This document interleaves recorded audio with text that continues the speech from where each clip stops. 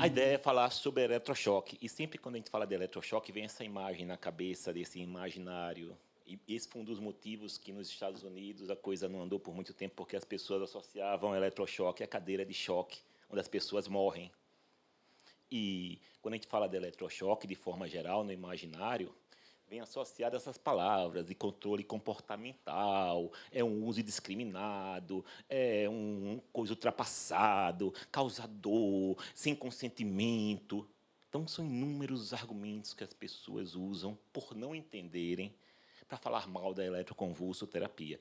E a ideia hoje é a gente conversar um pouquinho como é que é, e não vou me ater a detalhes técnicos de onda sinusal, sinoidal, de nome de quadrado, não. A ideia é a gente conversar indicação de procedimento, o que é que a gente faz, o que é que a gente não faz. Por exemplo, a gente pode usar na grávida. É melhor para a grávida, eu vou falar lá na frente, do que remédio. Então a ideia é a gente conversar sobre o que é o procedimento, quais indicações, e aí a gente vai ter depois um bate-papo, aí a gente tira as outras dúvidas do que vocês tiverem aí. Então, vamos lá.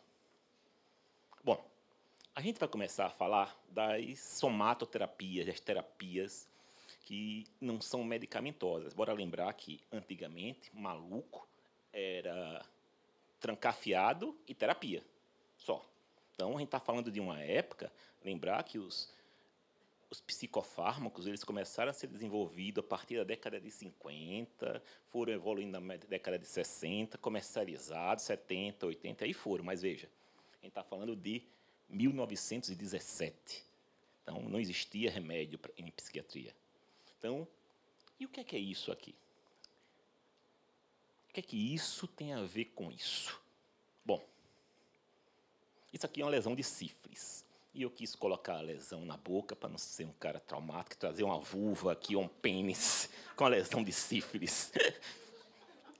Isso me remete muito quando eu estava estudando, e aí me chega um paciente com lesão de sífilis, eu era estudante acadêmico de medicina, aí eu olho uma lesão e, poxa, professor, eu não sei o que é. A professora olha para mim e faz, é sífilis, meu filho. Eu fiz, sífilis, professora?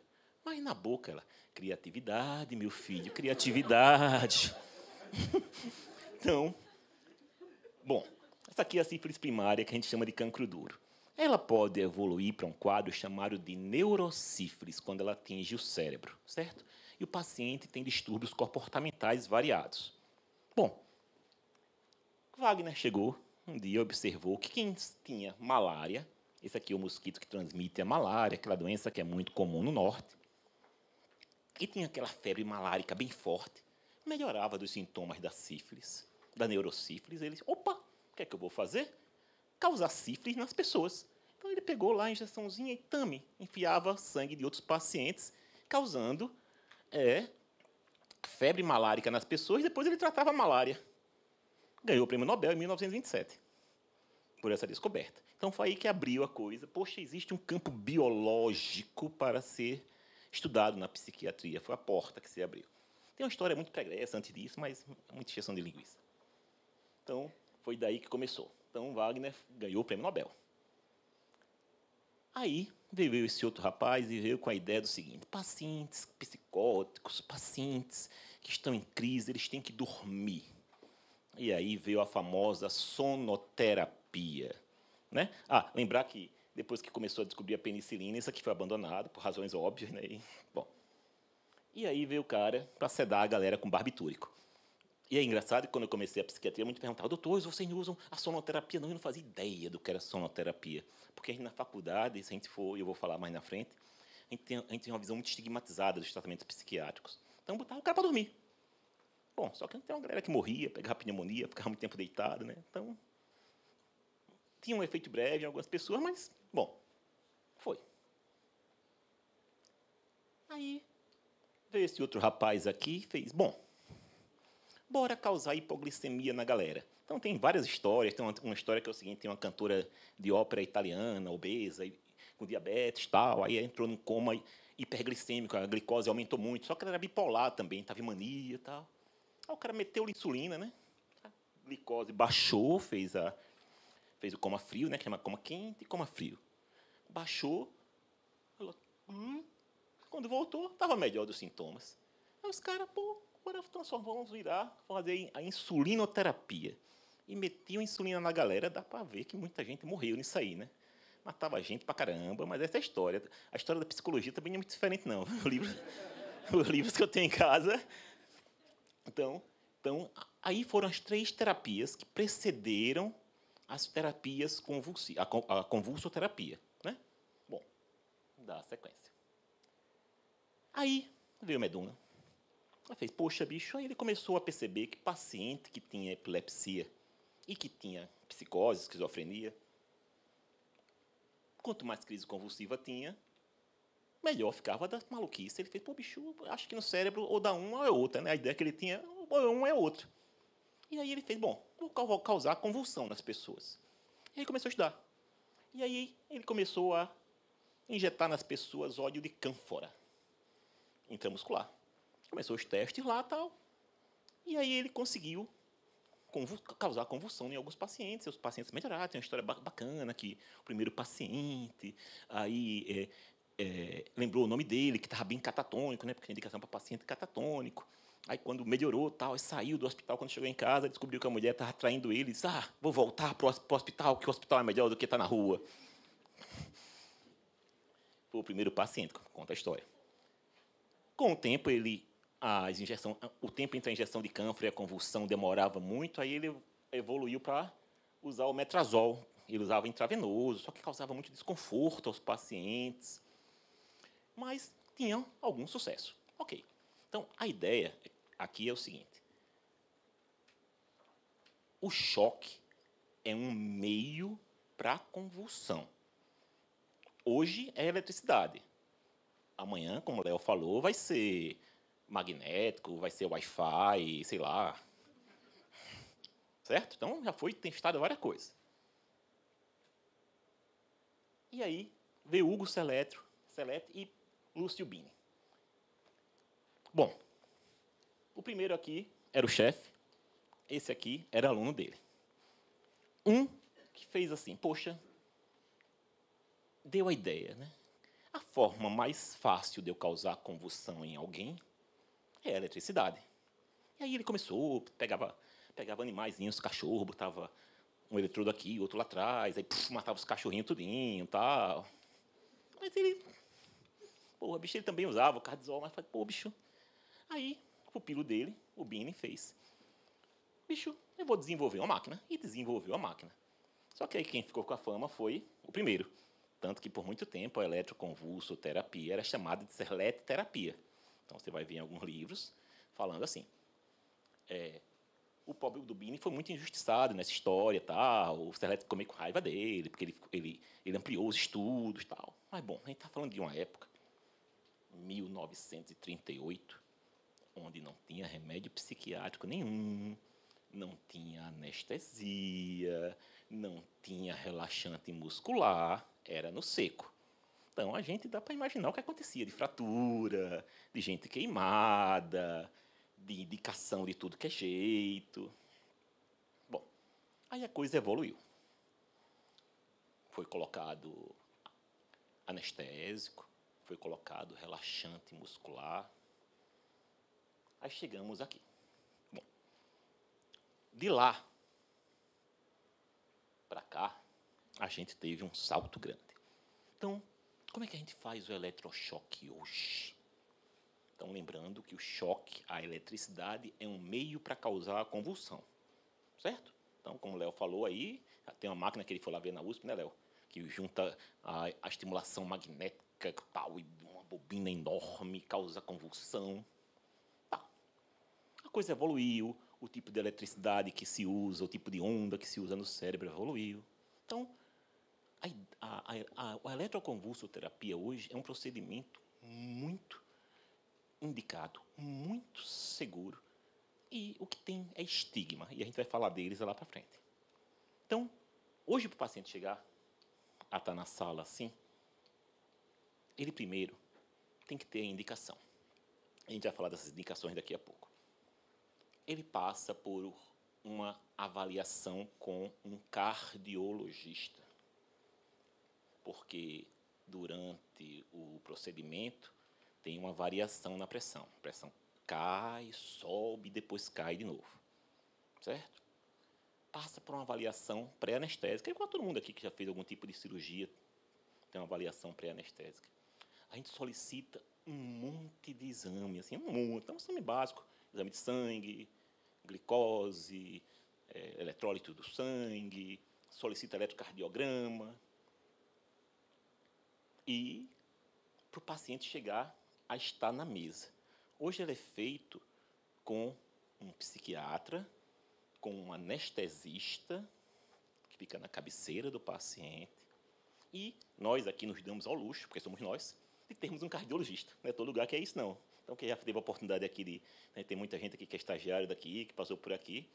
Então, nos casos que nós temos de pacientes com problemas cardíacos, a gente bota um cardiologista na sala. Então, porque a gente vai ver que as contraindicações do ECT elas são muito relativas. Assim, a gente tem que pensar na relação custo-benefício do ECT. E hoje a gente tem um luxo de ter um cardiologista, que não é todo lugar que você tem cardiologista. Tem na USP, Léo, cardiologista na sala? Pronto. E pronto. Léo falou aí da EMT que não pode com marca-passo. Paciente com marca-passo pode fazer ECT. Então, a gente, a depender do tipo de marca-passo, a gente desliga, tal, ou tem outro tipo de marca-passo que é autoajustável, a gente não precisa desligar o marca-passo. Então, o paciente, as contraindicações, elas são muito relativas. E os pacientes têm que estar compensados do ponto de vista clínico. Teve infarto, espera um tempo, 5, 4, 3 meses, tal. Então, a gente já pegou paciente infartado, paciente com problema cerebral, um monte. A gente estabiliza o paciente e faz o procedimento, certo? A gente tem que ter na cabeça o seguinte: se Léo agora tivesse uma parada cardíaca, não que eu quero que você tenha, Léo, na minha frente, eu ia pegar isso aqui, que é um desfibrilador, certo? Ia colocar no peito de Léo, aí ele ia ficar dizendo um monte de bobagem aqui para mim. Eu ia apertar um botão, dizer afasta, todo mundo já viu isso em filme, né? Ia dar um choque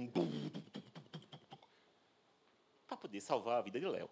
Esse seria o momento de dizer: Léo, olha, você tem que diminuir a quantidade de gordura que você está comendo, velho. Você tem que parar de fumar, tem que fazer mais atividade física. Esse é o momento com o Léo tendo uma parada cardíaca na minha frente? Não. É hora de eu pegar isso aqui, meter no peito dele, fazer o coração dele parar, esperar que um lugarzinho do coração responda, porque acho que o funcionamento disso aqui é o seguinte, não é feito para o coração voltar a bater, não. É feito para o coração parar. O coração para, a gente espera aqui, porque está fibrilando, está batendo loucamente assim, a gente para, espera que um lugarzinho dele retorne para ficar tu. E ninguém fala mal disso aqui. A quantidade de energia disso aqui... A quantidade de energia disso aqui que dá no peito, bicho, se eu estiver tocando, eu levo choque junto.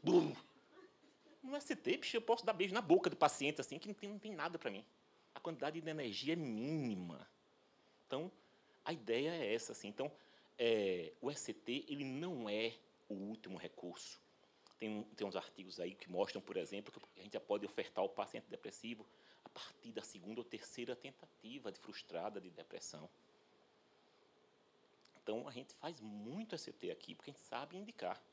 Então, assim, o mais importante do ST é saber indicar. E como o Léo falou lá, eu não sou só apertador de botão, não. Eu não fico lá, não, quem já teve aqui. Falo com o paciente, tem colega que não tem muito cacuete com ST, aí eu ligo, bicho, o paciente está apresentando prejuízo cognitivo, o paciente não está melhorando, temos que estender as sessões. Então, ele envolve toda uma ciência e uma técnica por trás disso, a voltagem que o paciente está, o uso de medicações ou não. Então, tudo isso eu checo antes de apertar o botão. Apertar o botão é a coisa mais fácil que tem. Certo? Mas o tratamento com eletroconvulsoterapia não é só apertar o botão. Então, hoje a gente tem um aparelho, esse aqui é o aparelho aqui da clínica, que é o Timatron, certo? Que a gente faz hoje com o paciente. A anestesista, ela dá uma anestesia no paciente, então é um procedimento indolor. Então, vou repetir, indolor. Aí, depois de dar essa anestesia, ela dá um relaxante muscular para o paciente. Poxa, mas você não quer ver uma convulsão? Quero, mas não quero ver convulsão física. Não me importa a convulsão física. Tem uma galera que vem aprender VST aqui pela primeira vez, é quando fica frustrado porque o paciente faz. Aí, oxe, é só isso? Você queria o quê? Bah! Não. Eu não quero uma convulsão física, eu quero uma convulsão psíquica. Então, eu tenho um monitorzinho lá no computador que fica me mostrando as ondas, tal, tudo bonitinho, o período, tal, se é simétrico ou não, e depois ele me dá um relatóriozinho aqui. Então, não me importa a convulsão física, me importa a convulsão psíquica, então é feita com o paciente anestesiado, que a gente chama de uma sedação, igual a endoscopia, certo? Então, não é anestesia geral, que você tem que ficar entubado, não. Toma uma sedação, aplica um relaxante muscular, e aí eu coloco os eletrodos na cabeça dele. Tem técnica unilateral, bilateral, mas a gente faz aqui bilateral e aperta o botão. O procedimento todo demora mais para a gente montar o circo do que o procedimento em si. É quase igual a gente é pequeno, tem forte apache, demora para montar o forte apache, não vai brincar, já está sem graça. É isso, arruma, e vai brincar, não quero mais não. Então demora mais para montar do que o procedimento em si. É curto, é assim, o tempo, 3 segundos, 2 segundos, cargazinha. Acabou, o paciente tem lá a convulsão dele, que não é... Mexe um pouquinho, acabou. E a gente fica lá vendo. Uma convulsão, para ser efetiva, a gente diz que tem que durar em torno de 15 segundos, mas esse número é meio que arbitrário. Antigamente era 20, hoje é 15.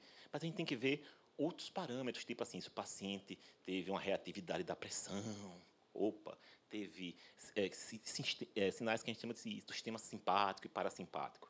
A gente observa. Porque, às vezes, uma convulsão de 8 segundos ela é efetiva, de 7 segundos também é efetiva. E a gente o parâmetro é sempre clínico. Quantas sessões o paciente faz? Pô, bicho, até ficar bom. A gente não segue esse esquema. 10, 12, não tem esse número mágico, não. Eu tenho um paciente que já fez 100. Eu tenho um paciente aqui que vem todo mês, eu tenho um paciente que vem a cada 15 dias. Então, assim, é um procedimento seguro que a gente faz e não tem esse número. Fez 10, não melhorou. Não, tem paciente. A gente está com um paciente agora que ela faz. Poxa, eu quero continuar fazendo porque eu estou me sentindo melhor. A gente vai passando as sessões. Certo? Então, não tem um número mágico que a gente faça, não. Tem pacientes que só saem da crise ou só permanecem bem com ST. A gente faz ST de manutenção. Uma vez por mês, uma vez a cada 15 dias. Certo? Bora lá. As indicações. Tá certo. Vamos ao bicho. Depressão. Depressão é uma indicação muito precisa da ECT, certo? Se você levar em consideração que a melhora da remissão de um quadro depressivo grave é de 75% em 4 semanas. Isso é muita coisa.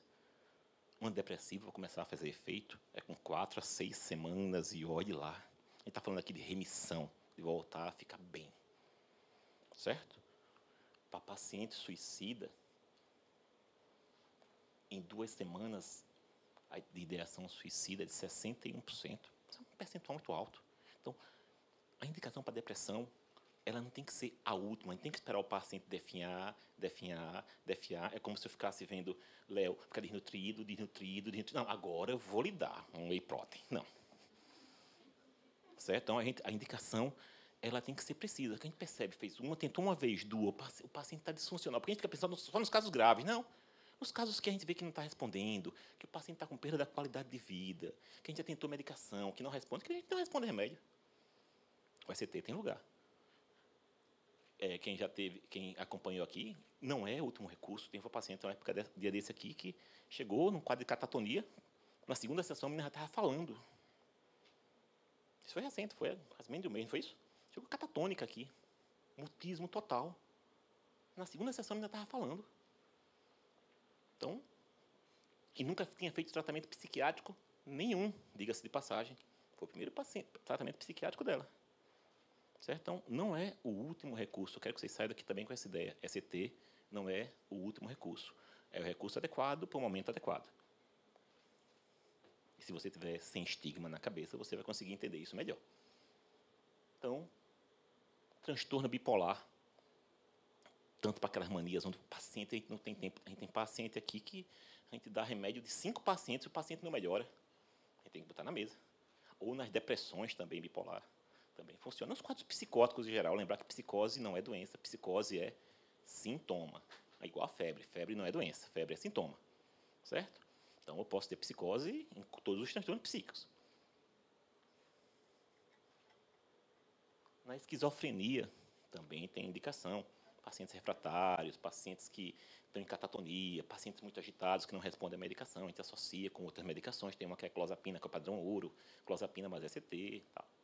Também respondem bem. E na gestação. Eu, no meu currículo, eu tenho 2 pacientes grávidas que eu coloquei na mesa.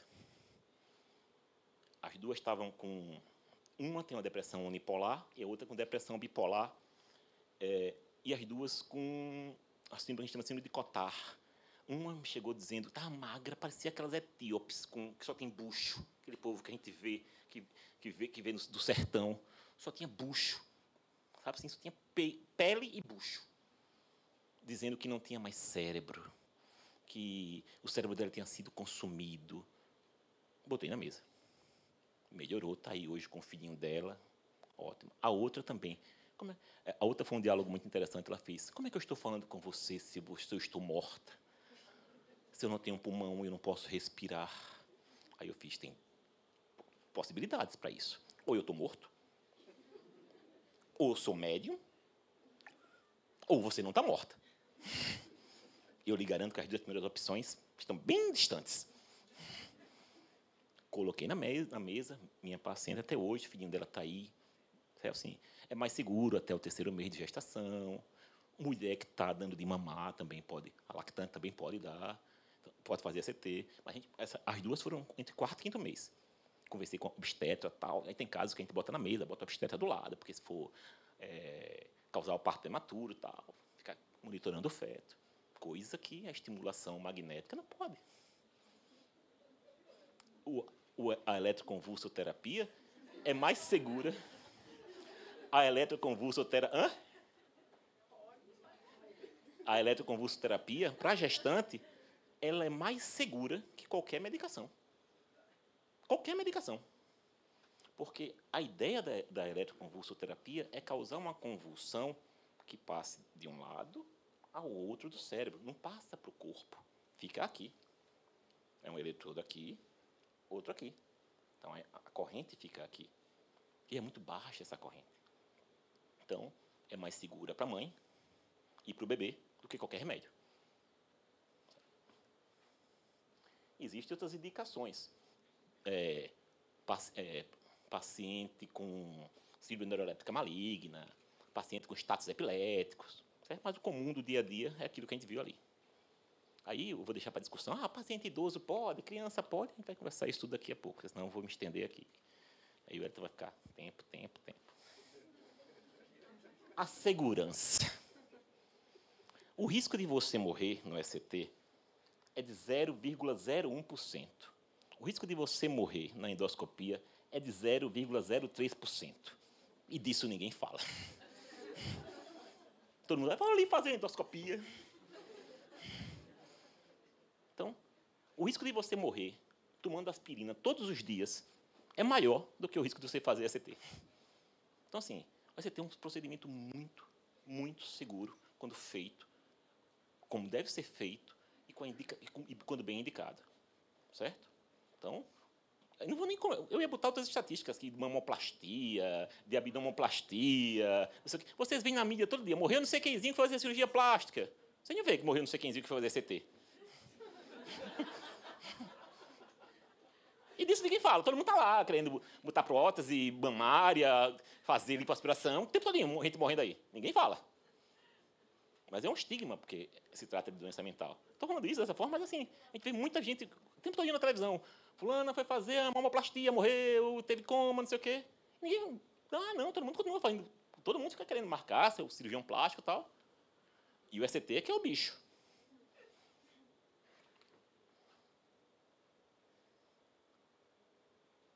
Efeitos colaterais. Bom,